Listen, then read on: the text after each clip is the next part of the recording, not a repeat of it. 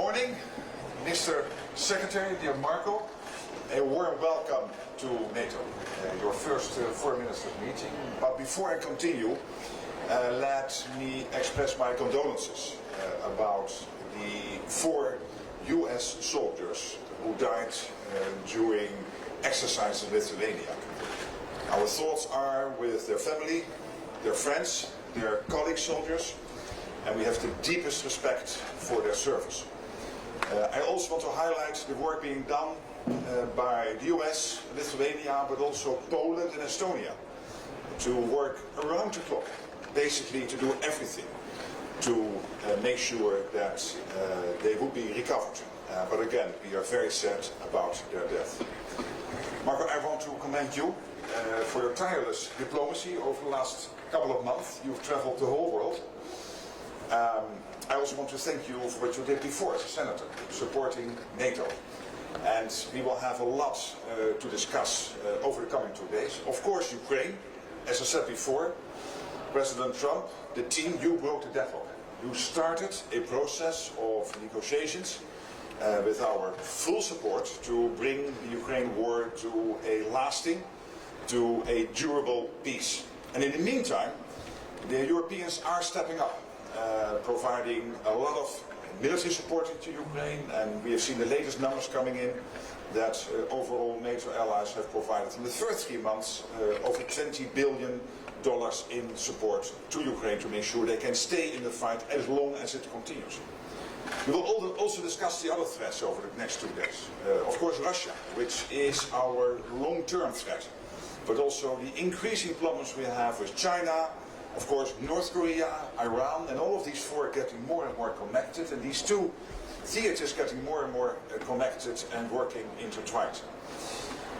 We know that the United States is a staunch ally in NATO. I had a very good meeting with the President, with President Trump, but that commitment comes with an expectation. And the expectation is that the European allies and Canada need to spend more. Since Trump 45, the aggregate extra spending from Canada and Europe has been $700 billion up to now. But when you look at the hundreds of billions of euros/dollars now rolling in the last couple of months, this is probably the biggest surge in defense spending we have seen in Canada and Europe since the Cold War, since the Berlin Wall came down. So that is good news, but still we need to do more. And then of course we'll meet with the partners from Japan, South Korea, Australia and New Zealand, also to discuss another important issue, which is defense industrial production and how we can do more with them to work together. So lots of ground to cover, but again, a warm welcome. Please. Thank you, and I'm glad you had a good meeting. I know I was out of the country while you were there, but I know you had a good meeting with the President. Thank you for your condolences at the 4 Americans who tragically lost their lives in an important training exercise.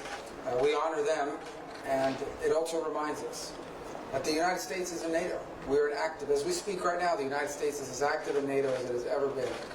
And some of this hysteria and hyperbole that I see in the global media and some domestic media in the United States about NATO is unwarranted.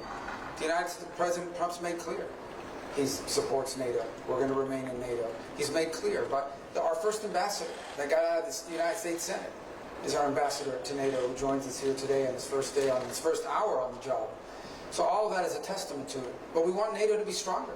We want NATO to be more viable. And the only way NATO can get stronger and more viable is if our partners, the nation states that comprise this important alliance, have more capability. This is a collection not just of partners and allies, but of advanced economies, of rich countries who have the capability to do more. We understand that's a trade-off. We have to do it every single year in our country.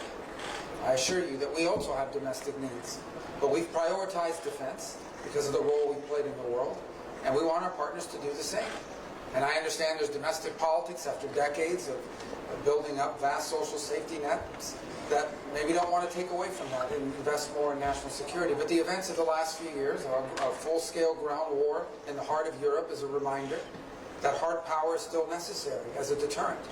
And so we do want to leave here with an understanding that we are on a pathway, a realistic pathway, to every single one of the members committing and fulfilling a promise to reach up to 5% of spending. That includes the United States will have to increase its percentage. Because if the threats truly are as dire as I believe they are, and the members of this alliance believe they are, then that threat has to be confronted by a full and real commitment to have the capability to confront these things, to confront them.